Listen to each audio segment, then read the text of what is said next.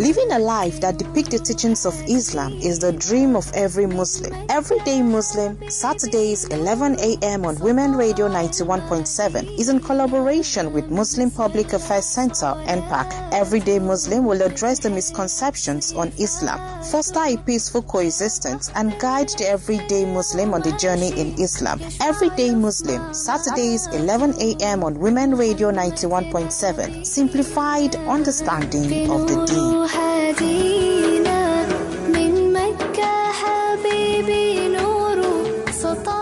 Do you know what Islam is? It's a way of life for all. It is taught in the Quran for big and small. A way of life, a way of life, a way of life, a way of life. Islam is a way of life, a complete way. Do you know what Islam says? It says that life's the greatest test. It says that life's a borrowed space, returned upon rest. A way of life, a way of life, a way of life, a way of life.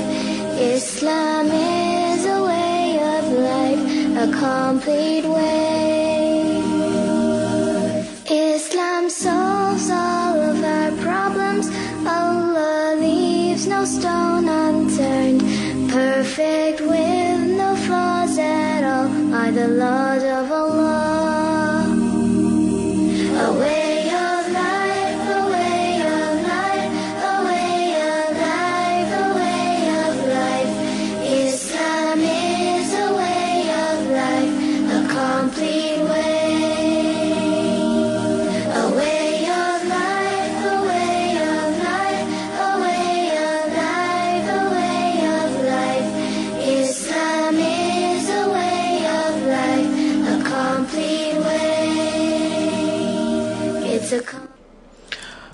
أعوذ بالله من الشيطان الرجيم بسم الله الرحمن الرحيم الحمد لله رب العالمين والصلاة والسلام على رسول الله وعلى آله وصحبه وسلم.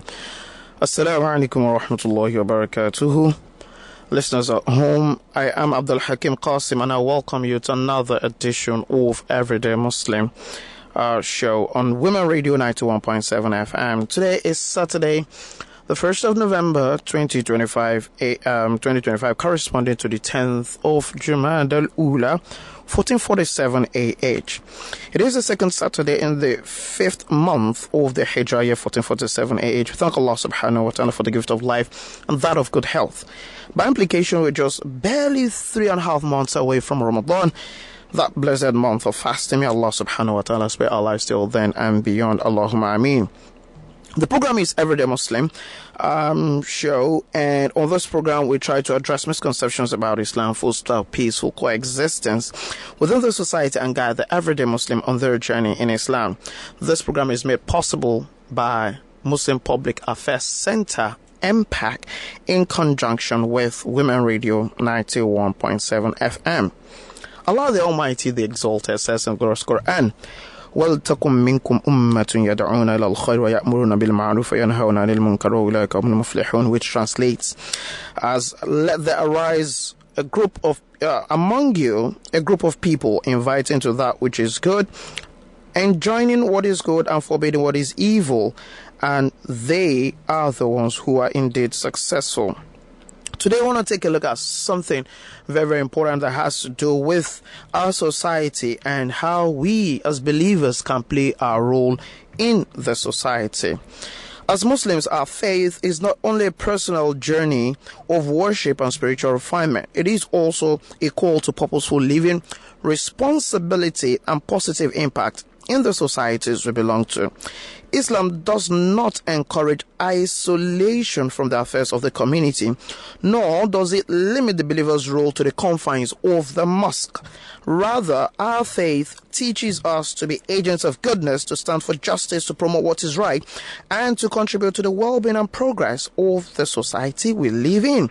In today's world, civic responsibility is often misunderstood as something separate from religion, something governmental or political that people should avoid. Yet, the Quran and the prophetic tradition consistently remind us that being conscious, responsible, and impactful members of society are integral parts of our faith. Civic responsibility includes being informed, participating in communal development, speaking up for fairness, supporting good governance, and contributing to the common good. For Muslims, therefore, nation building is not an optional activity. It is a reflection of our values, of our ethics, and our commitment to being a source of benefit to humanity.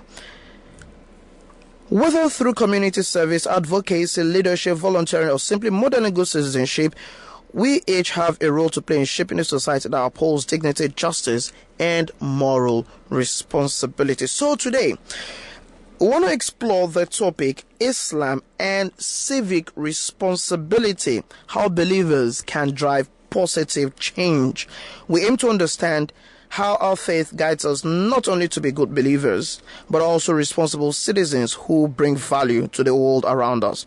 And joining us on the program today to drive this discussion is our respected legal practitioner, Barrister Faruq Olanrewaju Abbas. Assalamu alaikum wa rahmatullahi wa barakatuh. Wa alaikum assalam wa rahmatullahi wa barakatuh. Thank you for having me. All right, it's a pleasure to have you on the program. And for those who probably might be meeting Barrister Faruq Abbas for the first time, he is the managing partner of Abdulsalam Abbas & Co.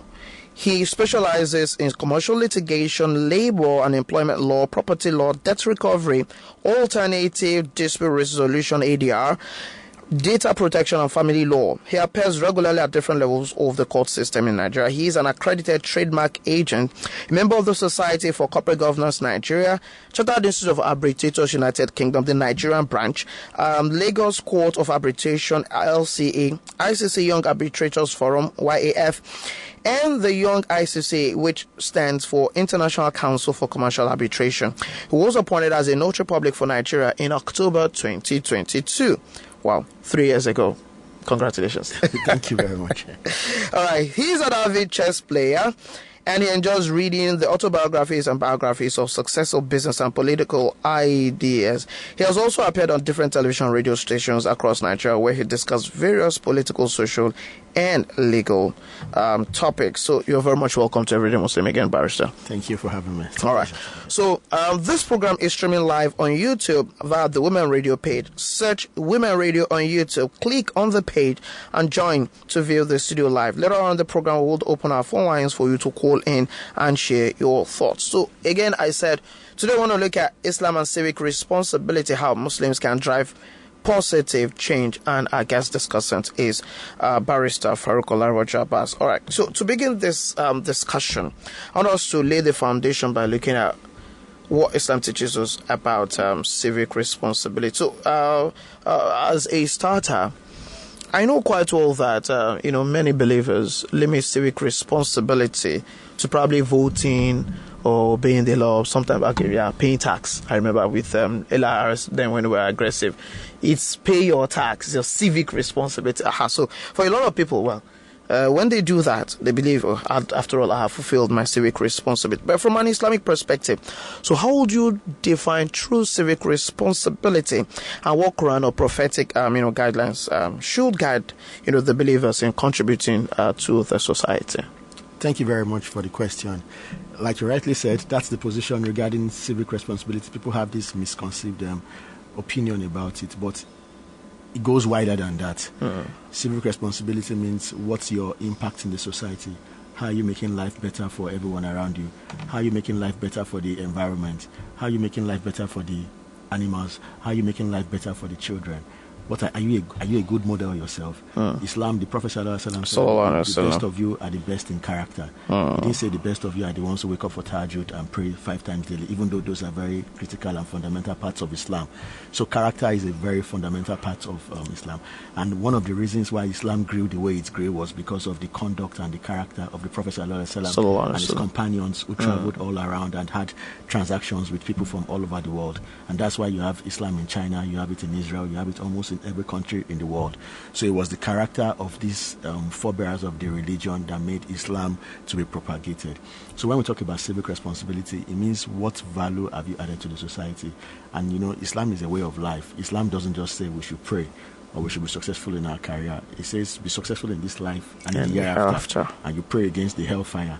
So we have a duty to be impactful in anywhere you find yourself. So as a student, there's a role, there's a duty. As a parent, there's a role, there's a duty. As a mother, so in any facet of life you find yourself, it goes beyond paying taxes. Because if we limit it to paying taxes and voting, what we will be saying indirectly is that children don't have any civic responsibility, and that is wrong. As a child, you have a spiritual duty to your parents. You have a duty to the environment. You are in your class. Some children mislead other children. When you see children who are in prison, young people who are in prison, it's their friends who mislead them. When you see children engaging in some bad conduct, it's their friends who mislead them. So as an Islamic, as a Muslim child, you have a duty to ensure that you don't mislead your friends. Instead, you draw them to become better persons. You make them kind. You make them be better Muslims, and you make them follow the rules in the school and not engage in cheating. So in summary, civic responsibility means your positive impact in the environment and leaving the world to be a better place than you've met it. Because if those who went ahead of us didn't leave it in a better place, we won't have anywhere to come to. So that's in summary, that's my position on it. All right. So having good conduct and extending it to other members of the society invariably.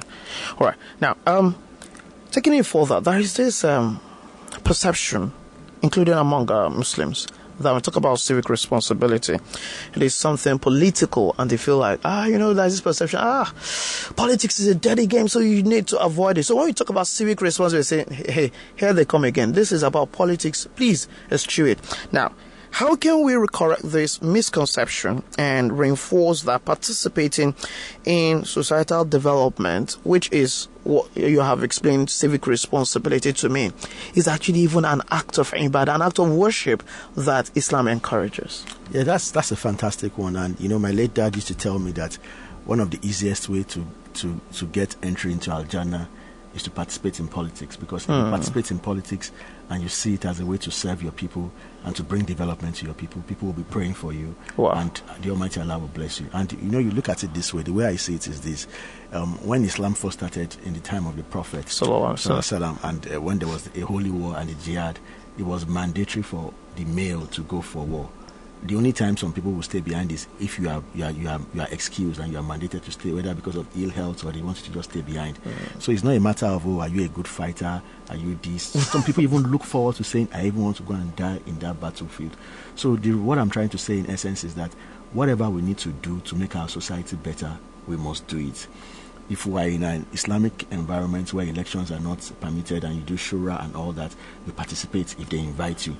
But if you are in a society where it's being governed by democracy, and you say because politics is the dirty game, you don't want to participate in it, then indirectly you are increasing the debt in the politics. So you're leaving it for the dirty people? You are not only leaving it for the dirty people, you are even encouraging more dirty people to go into it. Because that in itself is an indirect sin. Because if you are not contributing to, you can't be static. It's either you are increasing, and that's what the Prophet ﷺ said with your iman.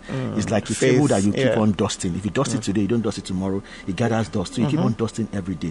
So you can't just say you are static, or it's either you are improving democracy or you are bringing it down. Once you are indolent and you are not taking any action, then you are contributing to making it bad. So if you are being irresponsible in your civic duties, they invariably actually even committing a sin. Of course, that's my philosophy. That's what I believe.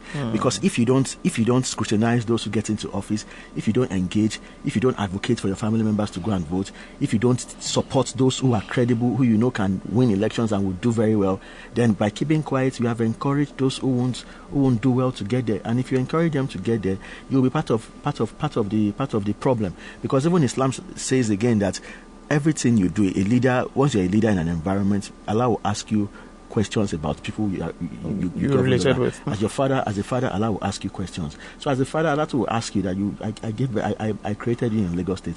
What role did you play to make Lagos State a better place? What role did you play to make your estate a better place? What role did you play to make your home a better place? So you're going to be accountable one way or the other. So saying that it is dirty, of course, if something is dirty and it's populated by clean people, eventually the dirty people will run away. But if something is dirty and the clean people say we don't want to participate because it's dirty, the dirty people will continue to replicate themselves and bring their children and bring their relatives, and eventually it becomes so dirty that even clean people will not even have time. They won't be able to even go in anymore because the dirty people have taken over. In fact, they would have actually made it more difficult for the clean people to ever have a chance to come in. Exactly. So if there's anything, we have a duty, because if Prophet says, Rabbana atina fid dunya hasanatan wa fil akhirati hasanatan. So how do you want to be successful in this life when you don't control political power, when you don't control economic power? How would that happen? So you need to have a role to play in those places. All right, thank you very much. I love the way you have actually explained this, because that reminds me of an analogy that the respected Honorable Dr. Abdul Hakim Abdul Latif gave. Then I was in the college. This is something over 20 years ago, actually. And he gave this analogy that when people say politics is a dirty game, now he said he now compared, but some people claim that they are wise, and he said those who probably go into politics are probably the foolish people. And he said, please tell me who is actually wise. Now you have the foolish people who eventually are allowed to go into politics. They rig their way to power. And these so-called foolish people will now enact foolish laws that the so-called wise people would have to obey. Then, in the real sense of it, who is actually wise and who is actually foolish? So, if with what you have painted, but then that brings to the question, for the fact that looking at the way we play politics in Nigeria today, especially in the southern part of Nigeria, where some people are actually even bringing, diabolic acts into it. Some are actually even, godfatherism and so many other things like that. That if you actually don't bribe your way or, engage in so-called bootlicking in the name of loyalty to one political godfather and things like that, you cannot, make any headway and things like that. So for a lot of people who feel like, I don't want to get stained, and I don't really have time for some of these. They are, time wasting and so many other, acts or processes that they feel like, no, this does not represent who I am. So how then how will they be able to navigate their way around this? That's a very valid point. But like I said, I believe I belong to the school of thought which believes that if you give a wild animal food regularly and you take care of a wild animal, you can tame a wild animal. And like I said earlier, Islam, the Prophet Muhammad sallallahu it was his character that allowed Islam to be expanded, to grow. So if you are in an environment, everybody cannot be dirty in the environment. Yes, it might not be 100% clean. But even during the time of Prophet sallallahu we had someone who was tying knots and allowed to reveal scrolls of knots. So the issue of diabolism and being diabolical and all those has always existed and will continue to exist. In politics, people are diabolical. In corporate world, people are diabolical. In schools, people are diabolical. So Allah has given us the solution to how to confront this diabolism. And even in the time of the Prophet sallallahu Abu Hurairah, the people say the reason why he knew so much about hadith was because he spent a lot of time with the Prophet. Yes. Anas stayed with the Prophet and he stayed with him for several years and he learned from the Prophet. Yes. So any profession where you belong to, any art you find yourself, it's compound interest. Compound interest, you must learn, you must devote your time. So it would be foolhardy of you to come from nowhere and say you want to come into politics and you just want to make change immediately. Just like that. It doesn't happen that way. Even during the time of the Prophet, the caliphs, they knew sallallahu that Abu Bakr was number one, followed by Umar, everybody had their hierarchy. So you can't put Abu Bakr in the place of Umar. So when you come into politics, there is a place of mentorship. There's a place when you keep quiet. And when your character is so good, even if your leader does not plan to hand over power to you or he doesn't plan to do anything good to you, people around him will tell him that this guy's character is so good. It's like perfume. The Yoruba say, Efiniwa. Yes. You smell very nice. Even if people don't like you, they will appreciate that you smell very nice. So it's for you to go there with an agenda that I'm coming here to learn, I'm coming here to influence, even if they are not going to bring you on board. If you are patient, but the problem we have is that most people believe in the instant noodle approach. You see somebody who comes into politics now, or WhatsApp approach, and you send somebody a message and it gets delivered now. So they think everything is now. Must respond immediately. Yes, most people who complain, if you look at their time and see how many hours they've invested, they've not invested so much. But people just come with 419 idea. If you want to cheat somebody, you deserve to be cheated. Anyone who plans to cheat you deserves to be cheated. So if you just come with money and buy jam from some people, take picture, put it on Facebook, and say you want to run for office, those people too know that you want to game them. So they will not support you. But if you are consistent, and we've had people like that we know them that they have been consistent, and it gets to a point where you know that you don't have a choice. You have to give it to them. You have to. They've paid their dues. They've paid their dues. No. So you don't have a choice. But the problem we have is that we just want to come within 1 year, 2 years, 3 years. Because you have money, you just went abroad, you brought some money, and you think that English or something. No. So you have to wait. You have to be willing to wait. You have to be willing to. It's a long-term game, and these guys have been there for long. They can't just relinquish power to you. So you must show them that you are patient. You must show them you are willing to learn. You must show them you are willing to serve. And when they see that, they'll give you power. And when you have power, then you can do whatever it is you want to do with the power and do something good. So that's the way I see it. All right, thank you very much. Now I'm really learning actually, because sometimes I just can't wrap my head around how this whole thing runs, and now I understand that someone is at this place and this place is spent a whole lot of money. Say, let him go and wait. Yes, exactly. As he's spending it, I say, well, we'll collect it. It's not as if we won't collect it, but he needs to understand that there is time for everything. Yes. And those that are here are not non-entities. Yes. So you cannot just think because you have brought money and you just rubbish all those that have been here. Now I understand better. So now, because we are talking about civic responsibility, so how can believers move beyond the walls of the religious homes and become active contributors in their communities? Probably whether to advocacy, volunteerism, social projects, or public office. So how now? Because there is this tendency that for a lot of people to always find solace in their religious houses. And for a lot of them, they feel probably, if at all I'm already contributing in the mosque, or I'm contributing in the church, or I'm contributing in the synagogue, or whatsoever, what else? I have done my bit. So how do we move beyond the walls of these religious houses to become contributors in our communities? Well, those doing that, I wouldn't say they're practicing their true religion, because if you confine your religion or the practice of your religion to the mosque or to a particular location, it means that you don't understand what that religion is all about. There shouldn't be a difference between a Faruq in the mosque and Faruq on the street. Whilst coming to this station, I saw a central mosque on that road. If a central mosque is on the street, we should know the impact of that central mosque. In that community. Impact shouldn't just be when they are calling prayer with loud microphone and people are making noise on Friday. No, that's not the impact. Of there's no way for parking. No, the character of those who pray in that mosque should permeate in the society, in the environment. So the reason why we've not had impact of Muslims in the right places is because we are not actually presenting our religion the way it should be presented. Absolutely. Because Islam is a way of life. It means that when you are eating, when you are sleeping, there are rules for everything.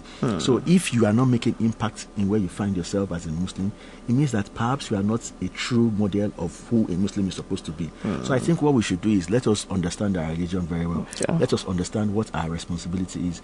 Islam preaches so many things. You should be fair, you should be just, you should not. Even the Prophet ﷺ, there's a hadith that if you see something good, change it with your hand, with your mouth, and the weakest is within your mind. So he didn't say if you see somebody are cheating somebody or they're killing someone somewhere, keep quiet because they're not killing people from your hometown. No, he says you should speak up.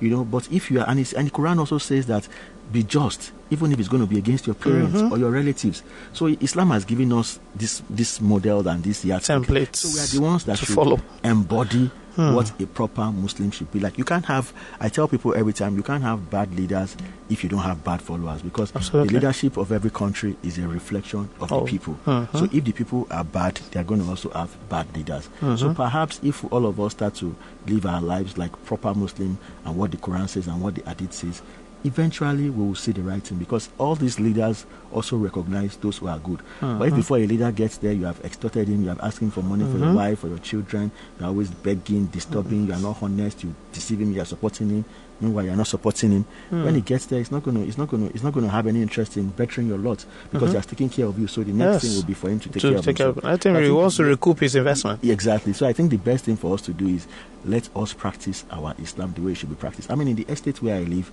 there are two places where they pray Eid. It shouldn't be so. In an estate, there should be one central place where all Muslims. So why should you have two separate places for Eid? I don't understand the logic behind that. So even if within our small estate as Muslims, we cannot come together to achieve a common front, then what are we talking about in the state or in the country? So we need to go back to what does the religion say? It doesn't say there shouldn't be proliferation of mosque. If you need in an area and the distance is far, then perhaps you can. But not that you have and everybody is competing. Every street. So we need to go back and look at our intention. When we have 2 Eid grounds, why is the reason? Is it because of the money they will collect? Is it because of the RAM the government will give give them. What is the reason? If you see that it's not an altruistic reason or it's not based on the religion, that's when we can have all this problem. So I think the solution is let's go back to our religion and let's know that you can't just say you are a Muslim in your house or in the mosque. When people see you outside, they should know that you are a Muslim with your character, with your conduct. There are some places where people buy fuel. They will say, this particular filling station, I like to buy fuel there because they sell the right thing. The meter is okay. Everything is okay, And some of these people are not even Muslims. Some of them can be Christians. So as a Muslim, people should know that if you do a transaction with this person, if he says it's going to come at 2 o'clock, it's 2 o'clock, it's 2 o'clock. If he says it's going to pay you back on this day, it's going to pay you back on this day. So that way, people start saying, I want to be a Muslim because of you. Perhaps let me make you the leader of this place because of your character. So I think we just need to go back. There's no science or special training we need. The religion is already clear. It already has all those rules. We just need to embody those rules and show it. And we need to remind people that you can't say you are an Alhaji or an Imam in the mosque. Then when you come outside, people cannot tell that. From your character, people should know that this guy is who he say he is. But if it's only in the mosque, we know that you are a Muslim, then something is wrong with your religion. All right. Now, looking at the society where we live in, a large percentage of Muslims are youth, but you really cannot align that population, that percentage, with participation, in civic responsibilities. So, what practical strategies can empower these young Muslims to take leadership roles in driving positive social change? Because I feel like of what use is our numbers if that number is not driving the quality of engagement and impact that the society really needs? Well, I wouldn't. You're correct with your statement, but I wouldn't look at it from the prism of Muslim youths. Okay. Youths generally in Nigeria are in the majority. Youths are in the majority. Yeah. And you find that when the results of the elections are declared, it's not usually commensurate with the number of youths. So what you see is that there is a disconnect. You see the number of people who play Baba Ijebu, the number of people who watch Big Brother Africa.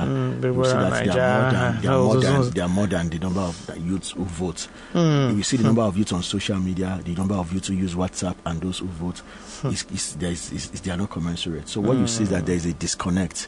And when they lose value, when they lose respect for the system, or they don't even care about what goes on, they won't participate. So I think what we need to do is we need to rekindle their interest in the country. Maybe now that a lot of countries are banning visa for Nigerians and they're not allowing Nigerians to japa anymore, so maybe we'll be forced to sit back look inward and see what see how we can better the lot of this country. Everybody just thinks that let me just travel abroad. It's not my problem. It's not my responsibility. Nigeria will be fine. I'm not the one that will take care of that. Will make Nigeria better. Let me settle myself. If you know that for the next 10 years that you are not going anywhere and you are going to remain in the community, you won't have a choice. You'll be forced. to. So I think gradually, and and mentoring too also helps. But like what I always say, that the mindset of the average youth, even adults now, is instant noodle approach. So everybody wants quick. Developing a nation is not something you can do within 4 or 5 years. It takes years and it takes long effort and all those things. So I think what we need to do is that the leaders have to be transparent enough to look for ways to engage the youth. Because if you don't engage them, they will not have interest. So we should ask ourselves, why do they have interest in all those things? How can we incorporate them? How can we change some aspect of governance that will make it attractive to them, that will make it appealing to them, and all of that, So, and the youth themselves should know that nobody is going to come and save Nigeria. Donald Trump will not come and repair Nigeria. No president in the world can come and... It is Nigerians in Nigeria that will develop Nigeria. So you make up your mind and say, okay, how can I contribute to development of Nigeria? And stay the course and mobilize and stay with people, and eventually you're going to achieve it. So I think that's what we need. That's what we need to do. But it's not only Islam. Yeah, Muslim youth are quite in large numbers, but generally youth generally. So because we have a role to play. Exactly. So we need to show more interest, and those at the elms of affairs need to come up with conscious idea to tap them, to bring them in, to make it attractive to them. Some people, when you go in the mosque where I pray, there are some imams there that give the children sweets regularly, chocolates. So those kind of children, they will look forward to coming to the mosque. At times when they are playing, we don't scold them, because if you start scolding them, they won't come to the mosque again. So we are conscious in attracting children, the younger generation. So the way we are doing it, we also have to pass the message across to the leaders that try to look for a way to bring in these youth. And how do you bring them in? Involve them in governance, involve them in committees. Don't just only appoint old people to this position. Look for the young ones who are doing very well. Spotlight them, give them the mandate to adopt more young people and bring them into the system. And if you do that, eventually more youth will show interest. Because if I see that this youth in this state is doing well, this one is doing well, I will be encouraged to also do. But if you have to start looking for torchlight to look for the youth who is involved in governance and doing well, nobody will want to show interest in it. So that's what I think we need to do. Absolutely. You're absolutely spot on in that regard, because you shouldn't have this, a situation where the youth leader of an average political party in Nigeria is above 60 years of age. It doesn't make any sense anymore. And I'm looking at the fact that, just like you talked about, engaging the young people, especially for the fact that they are in majority and they want to see someone whose ideas resonate with their feelings, their emotions. And this brings me, what is currently going on in New York City, and with, the movement led by Zohran Mamdani. And seriously, in the last 1 week, I have taken my time to continue to listen to his, communication, his engagement, and the way he has been able to drive the young people to believe that this is possible.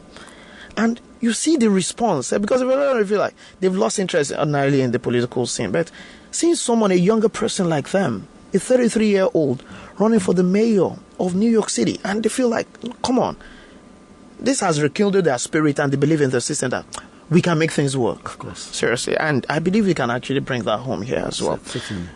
Sorry. Oh, now, talking about the fact that because one of the things that we know quite well, especially for this younger generation, is the fact that a lot of them, they are bold, they are ambitious. And for some of them, they speak truth to power one way or the other. Now, this forces me to ask that. I know Islam encourages justice and speaking truth to power. So how can Muslims actively hold leaders accountable, respectfully and constructively, without becoming confrontational or divisive? Because I know quite well, for some people, no, you dare not speak against the leader. You dare not criticize the leader and things like that. So for a lot of people, they feel like, so if the leader is above board or is above accountability, then what's the basis? And this is probably one of the things that probably makes some of them feel disconnected with the fact that, so we can't hold them accountable, or what exactly doing. So how does Islam really allows us to really navigate this, this gambit of having to engage with our leaders, speak truth to them, challenge probably them in some issues that will feel like, no, it shouldn't be this way, but without losing the respect that we should have for them, without necessarily being confrontational, but at the same time we'll still be able to drive home the point. Yes, I think that's a good point. I believe that what has happened is a lot of people misconstrue what Islam says. Islam says you should respect your leaders and don't challenge them and don't insult them, don't curse them and all that.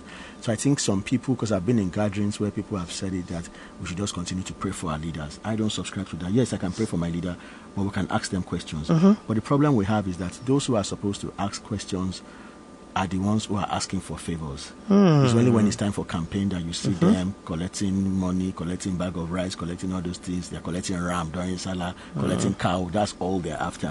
What I've not seen any organization that said, okay, you know what, after 1 year in office, we want to organize a roundtable with the government. Let's discuss, analyze some things they've done. Let's commend them where they need to be commended. Let's tell them what they need to do, and let's ask for how we can follow up in the next 6 months and what thereabout. What you find is that whenever they go there, they say, the governor has appointed this person, they did not appoint a Muslim, they did not appoint this one, and you keep on asking for themselves. So I think what is lacking is that everybody is pursuing their selfish ambition and selfish interest. Nobody seems to be fighting for the interest of the society or development of society. So yes, Islam encourages that we should be accountable. We can ask questions, we can reach out to them, we can write letters, we can invite them to programs, and you don't engage in fawning adulation. The average mosque you go to, once a leader comes there, you see them just rolling all over the floor and just saying all sorts, just because of the money or whatever they want to collect and all that. You don't say because the governor is here, you use that as an opportunity to commend him and tell him what he needs to do. Tell him what he has done right in a respectable manner, and pass the message to him. But when they come here, you start praying for them, you start saying all sorts, and you're taking pictures, and eventually you say that the visit doesn't achieve anything useful. So we are the ones that must be conscious and deliberate. And the truth is that power corrupts absolutely. I've been very close to those who are at the center of power, and I can tell you for free that if you don't have good people around you, even if you are the chief imam of Nigeria, the power will corrupt you because you start to believe that you are a mini god because of the way people will start respecting you, even your family members, all your neighbors, everybody, the way they will start calling you sir, excellency, all this one.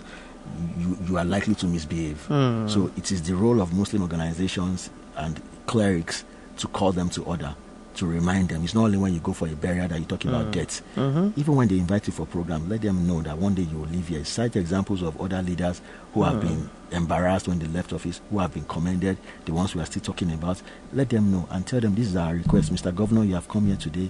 We thank you for your interest in coming here. We would like what you have done in this place, but in this area we need this, we need this, we need this, we need this. We would like to invite you here in the next 7 months, and we would like you to tell us a report on what you have done between now and then. But instead of saying that when they come in, they'll say, Mr. Governor, give us slots for Hajj board, give us slots for this one, give us slots for that one. So if you're asking somebody for favor, there's no way you can hold him accountable anymore. So if you don't ask, and politicians are very smart, they know people's call. That people say politicians don't answer phone calls. There are some phone calls politicians don't ignore. They don't answer phone calls because they know you are asking them for requests. If they've spotlighted you as someone who doesn't ask for a request and you add value to them, anytime you call them, they will pick your call. If they don't pick your call, they will always call you back. So I think we are the ones that should reassess ourselves and ask them questions. Not that we are looking at national cake, that because I'm a member of MPAC, so if somebody that is a member of MPAC becomes governor now, the next thing we are looking for is contract, employment for MPAC members and all those things. Of course, you can't be accountable and you can't hold them accountable. So instead of focusing on that, let's say there should be a difference between when you have a Muslim governor and you have a governor who is an atheist. But in Nigeria now, whether the governor is in AAA or PPP, you cannot tell the difference. Whether the governor is a Muslim or is a Christian, you cannot tell the difference. It's almost like they are all in the same religion, they are all in the same class and all that. And it shouldn't be so. It shouldn't be so. There should be a remarkable difference. Yes. All right. You're still listening to Everyday Muslim on 91.7 FM Women Radio. We'll go on a short break. When return program continues, please stay with us.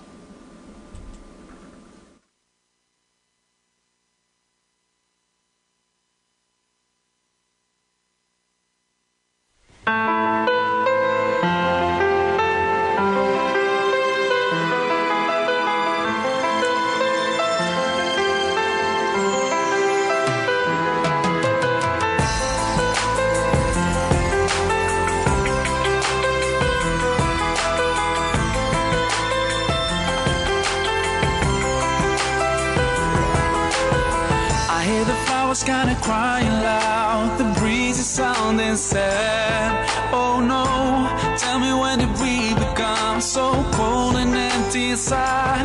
Lost the way a long time ago. Did we really turn that blind? We don't see that we keep hurting each other, no. All we do is just fight. Now we share the same bright sun, the same round moon. Why don't we share the same love? Tell me why not? Life is shorter than most have thought. Hold my hand, there are many ways to do it right. Hold my hand, turn around and see what you left behind. Hold my hand, my friend, we can save the good spirit in me and you for another chance. And let's pray for the beautiful world I share with you.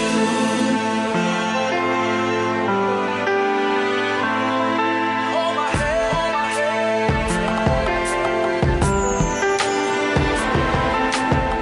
Children seem like they've lost their smile on the new bloody playgrounds. Oh no, how could we ignore heartbreaking crying sounds? And we're still going on like nobody really cares. And we just stop feeling all the pain because like it's a daily basic affair. Now we share the same bright sun, the same round moon. Why don't we share the same love? Tell me why not? Life is shorter than most have thought. Hold my hand, there are many ways to do it right. Hold my hand, turn around and see what you left behind. Hold my hand, my friend, we can save the good spirit in me and you for another chance. And let's pray for the beautiful world I share with you. No matter how far I might be, always gonna be your neighbor. There's only one small planet where to be, so I'm always gonna be your neighbor. We cannot hide, we can't deny that we always gonna be neighbors. Your neighbor, my neighbor, we're neighbors. So hold my hand, there are many ways to do it right. All right, you're welcome back. You're still listening to Everyday Muslim Show on Women Radio 91.7 FM. This program is brought to you by the Muslim Public Affairs Center, MPAC, in partnership with the management of Women Radio 91.7 FM. And today we are discussing Islam and civic responsibility, how Muslims can drive positive change. And our guest discussant is Barrister Faruq Olanrewaju Abbas, who is the managing partner of Abdulsalam Abbas & Co. He is a specialist in commercial litigation, labor and employment law, property law, debt recovery, alternative dispute resolution, data protection, and family law. He is an accredited trademark agent, a member of the Society for Corporate Governance in Nigeria, Chartered Institute of Arbitrators UK Nigerian branch, Lagos Court of Arbitration, ICC Young Arbitrators Forum, and the Young ICC, that is International Council for Commercial Arbitration. He is also a Notary Public of Nigeria since October 2022. You can be a part of this discourse by calling the number 07000 917 917, 07000 917 917, 07000 917 917. The toll-free line for our female callers is 0800 1235 917, 0800 1235 917. You can also send a message via SMS or WhatsApp to the number 081 55 917 917. That is 081 55 917 917. This program is streaming live on YouTube via the Women Radio page. Search Women Radio on YouTube, click on the page and join to view the studio live and to also send in your comments on the live feeds on YouTube. All right, Barrister. Now, it is observed often that you find Muslim organizations working in silos instead of them, really working together when it comes to civic matters. Every society or every organization wants to feel like mine is the best, or we are the best, or we are the ones doing the right thing, or others probably are doing the wrong thing, whatsoever. So, and at the end of the day, they don't really collaborate. They don't work collectively. So, how important is collective action among Muslim organizations, and what collaborative models can enhance impact at community and national levels? Thank you for the point you made, because this is one of the topics that is very dear to my heart, and I say so because if you look at the numbers of the Muslims in Nigeria, let's not talk about Nigeria. Let's talk about Southwest. It's quite significant. Yeah. But in terms of political and economic power, I don't think we're anywhere close to where we should be. So that's the effect of disunity amongst a group of people who have the numbers. So it's very clear. All the states in the Southwest, the leadership, we don't have any Muslim. Yes, we have one or two states where the deputy governors are Muslims. But I come from Osun State. Muslim, the governor, Christian, deputy Christian, speaker, Christian, house deputy speaker, Christian. So the top 4 people are all Christians. And if we share the population of religions in Osun State, I'm sure you have almost equal between Muslim Christians. I don't even want to say Muslims are majority. Let's just say for sake of argument, they are equal. But in terms of political influence and things like that, we don't have that. So those are the kind of things we're going to be losing. So if we come together and you speak to the government, your voice is heavier. It carries more weight. But if Nawaruddin is saying this one, Ansaruddin is saying this one, Alaruddin is saying this one, Sunnauddin is saying that one, it won't be impactful. Yes, I know there's Muswen, because during the presidential campaign they came together, but their impact is not being felt the way it should. At all. I mean, their impact is not being felt the way it should. It's not being felt the way it should. There is no government housing. This whole of Southwest that actually even recognize their presence. That's just a fact. So do you see what I'm saying? Because it's expected that if truly they're making an impact, it means for any policy they must be involved. Yes, but states like Lagos State is even trying a bit, but it can be more. Yesterday I saw the list of the members of the governing council of newly constituted governing council of Lagos State University, and I saw Alhaji Ebiti, one of our fathers, was there. If he wasn't on the list, if they are having the meetings, you might not have a representative that will be able to canvass for Islamic issues and all that, So we need to come together, not even only for political power, for economic power, for educational power, for strategy. Look at what is happening around the world now. They are saying that they are killing Christians in Nigeria. Yeah, seriously. So if you are saying that genocide, if you are saying there's genocide in Nigeria and they are killing Christians, so what is the message? What is the message they are passing? The message they are passing is that is Muslims are killing Christians, and that is not correct. So what are the Muslim organizations doing to show that people who are dying, people who are being killed, is not on a religious basis? Even Muslims are also being killed. Many of them. Yes. What are we doing to change the narrative? If you are organized, perhaps maybe the president of America wouldn't have said that kind of statement, because he will have seen the effort everyone is doing to counter that narrative. Yeah. But unfortunately, the voice is louder. So it's not just about political power. Economic power is there. If you go to the garage, if you go to the car park, if you go to the bus conductor, you hear Muslim names regularly. That anytime I see any crime committed by anybody in any newspaper, I'm always very quick to see. Once I see that it's not a Muslim, I say, alhamdulillah. But in most cases, you always see a Razak, a Sulaiman, a something. You always see it in the papers. Like I make it a point of duty to check every day. Like I even want to know, because I like to study psychology. I want to even know the demographic of these crimes, of this incident and all that. So we have a role to play. All this issue of I'm the best, I'm the one that is bigger, I'm the one that has more this and more that, it can't help us. It can't help us. We need to come together as a matter of urgency. And guess what? This is the reason why so many youths these days are not interested in all these religious organizations. Yes. Most of all these organizations in 10 years, they won't be as powerful as they are now, because their children are not showing any interest. At all. Research has shown now that young people don't just want to work in organizations because of money. They want a sense of belonging. Yes. They want a cause to fight for. They want to know that what they are doing can make an impact in the society. So if the organization is just formed so that we can have access to government, so that if our member becomes a senator, we can get benefits, it's not going to move. It's not going to be sustainable. It's not going to move long. Thankfully, we have one or two organizations that have spanned over almost 100 years, 50 years. We have Jamaica, we have all this one.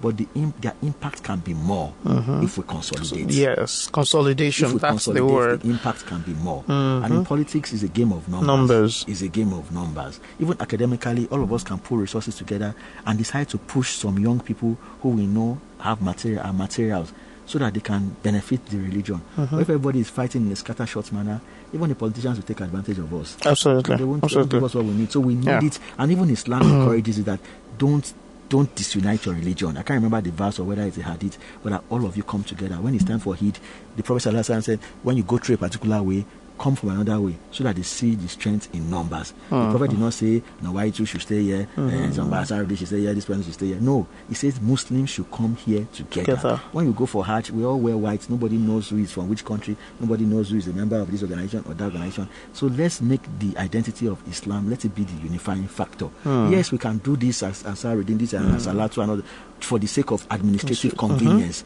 to preach Islam, to engage our youth, to propagate. But there should be instances, there should be specific program where everybody drops their toga of whatever they belong to, and we say this is Islam. And it's not a competition. Yes, Islam says you can compete for good, but don't compete because you want to say you are bigger, or this person is a member, and you start wearing red, we will wear blue, this one you wear yellow. No.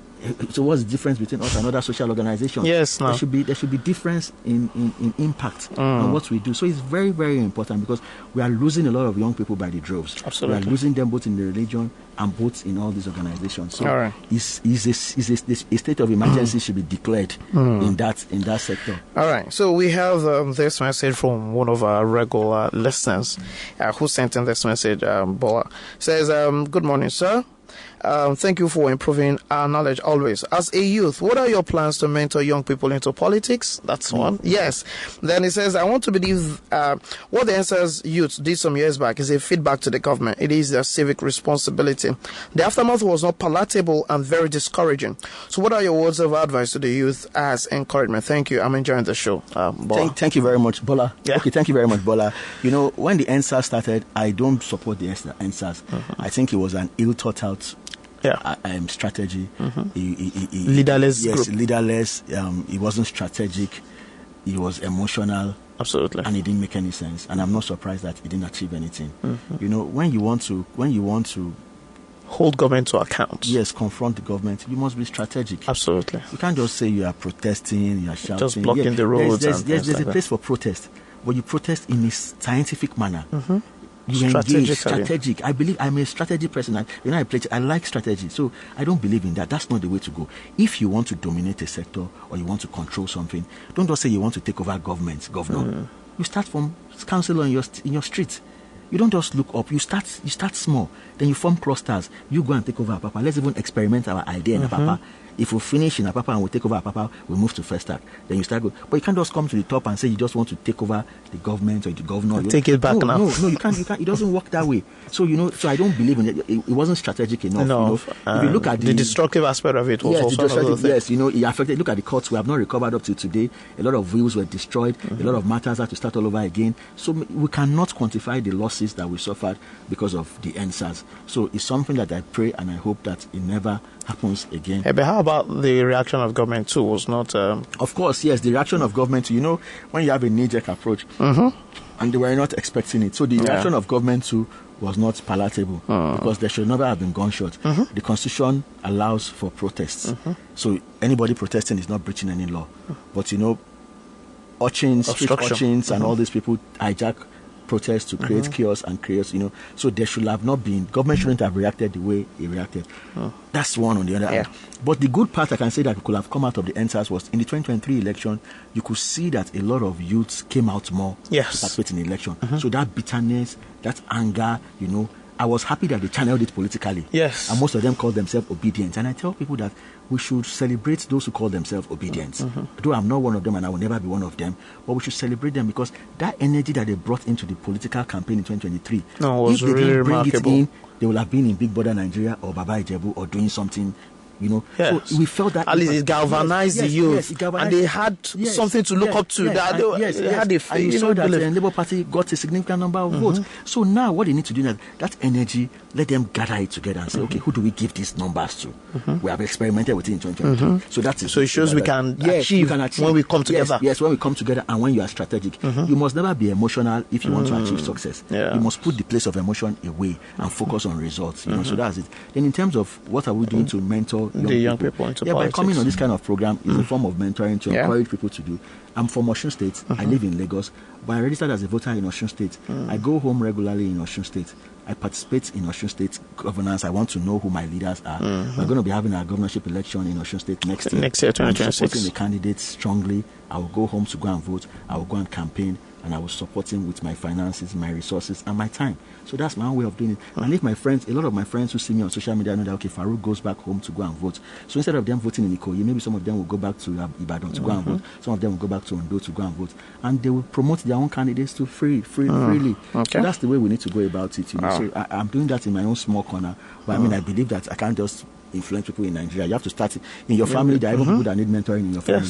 So you can't say you're going out when you're not even mentoring those in your neighbor or those. So I'm starting small, then eventually we'll cascade it. With your sphere of influence, starting from there. All right. Yes, that's very good. Thank you very much.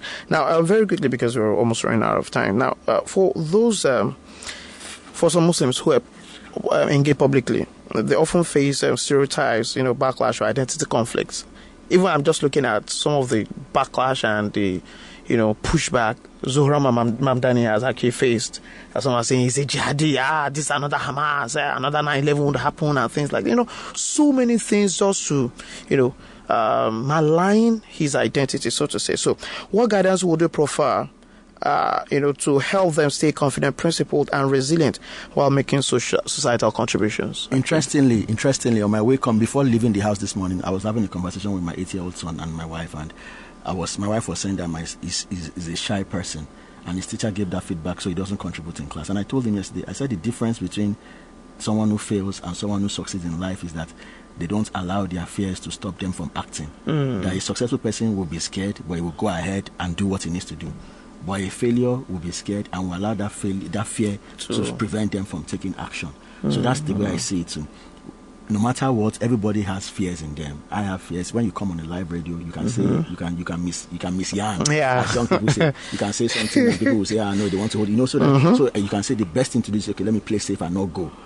But you have to still speak up and you have to come. So if you are going to come to the limelight, Prophet Muhammad ﷺ faced a lot of backlash, even from his own family. Some people said he was a poet. Some people said he was a madman. People said all sorts of things. Sorcerer. People said all things. But He didn't allow that. He didn't allow it to affect him. And his religion continues to progress. And my own philosophy in life is that I like to read about great people. I like to follow the footsteps of great people. So if I'm vocal, if I'm out there, I know that if the whole world did not follow Prophet Muhammad when Islam came up, who am I to expect that everybody will come to me? So when I write on Facebook at times, some people who are suffering from pain, who have childhood trauma, come to write all sorts of rubbish.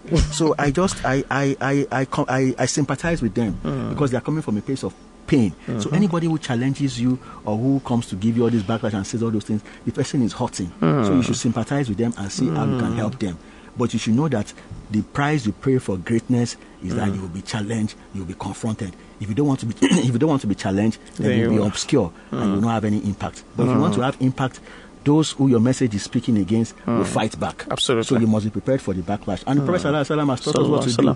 You read your prayers, your Quran, you read your tahajjud, you fast, you engage in charity. There are things you do to fortify yourself. Absolutely. You have patience. You're going to go through tribulations, you're going to go through hardship. So be prepared for it. Once you are prepared for it and know that you are consistent, you're not doing it because of fame, you're not doing it because of money. And what you say outside must be consistent with who you are inside. You can't be Faruq on social media and Faruq on social media is different from Faruq in the house. No, you must not be a doppelganger. You must be consistent. So if you know you're on the path of justice, you're on the path of truth, regardless of wherever the challenge comes from, you will be willing to confront them. And if some people throw darts at you, which they would, just remember that Prophet Muhammad ﷺ, who is our greatest leader and the best person in the world, went through it. So if he went through it, who am I that I'm not expecting him to go through it? So that's the philosophy, that's my approach to it. On a final note, if everyone listening today were to take one immediate step to promote positive change in their community, at least one, at least if they are not taking anything home from what we have discussed today, so what would you recommend as a step for them to do and why? Okay, before I recommend the step, I will give an example. My older son, I have a son who is 10 years old. In his school, they did an election for prefects. And by the time they were going to choose the deputy head boy, they chose someone who didn't contest for an election. Wow. And I told my son that, and the person is his best friend. I said, see, they chose your best friend. My son ran for an election. They gave him a position, he's a punctuality prefect. I said, this person they chose, the committee in the school saw that he must be an excellent student. He's well behaved. Even though he didn't contest, all of you did poster and all that, but they gave him the second highest position. So that shows you that if you're a person of value and impact, people will always spot you out.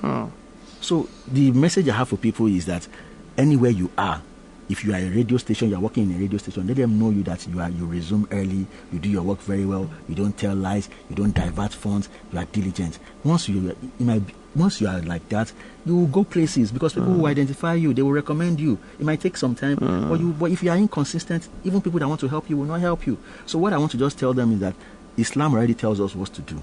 Let us live by the tenets of Islam. And when you live by it, both inside and outside, eventually you make impact around you and people will spotlight you and you'll get your advantage. So there's no special formula or tip or secrets to this or shortcuts to this. No. Islam has told you, be just, be fair, don't tell lies, be honest, do this, follow all those things. Time for prayer is consistent. If you tell somebody 10 o'clock, let your 10 o'clock be 10 o'clock. If 10 o'clock will not be 10 o'clock, call them to let them know that, I'm sorry, I'm running late, give me 10 minutes. So if you are consistent, you will impact so many people around you. And when you die, they will keep on saying good things about you and they will become good. And if you achieve that success, that's all we need. So we should just go and reassess ourselves and ensure that we imbibe most of all these things that we all know. All right, Jazakumullah khairan. It's actually been a wonderful time out with Barrister Faruq Olanrewaju Abbas as he took us through that topic, especially with relation to civic responsibility and how we can actually be drivers of change. Jazakumullah khairan. Thank you very much for being our guest, and we hope that another time we'll call upon you. You would oblige our request. This is the second time I'm coming here. So seriously, I enjoyed this session. Yeah, seriously, I enjoyed it. Yeah. And to all our listeners out there, would like to appreciate you for being there. All right, so you can listen again to this episode or all our previous episodes of Everyday Muslim on mpac-ng.org, mpac-ng.org. Scroll down and click on the Impact Project to view Everyday Muslim past uploaded episode. Follow Everyday Muslim on social media, Facebook Everyday Muslim, Instagram Everyday Muslim 01 as a single word. Inshallah, the program will make its way back to your airwaves next week, same station, same time, 11 a.m., same station, WFM 91.7 FM. I remain Abdul Hakim Qasim. Wassalamu alaikum wa rahmatullahi wa barakatuh.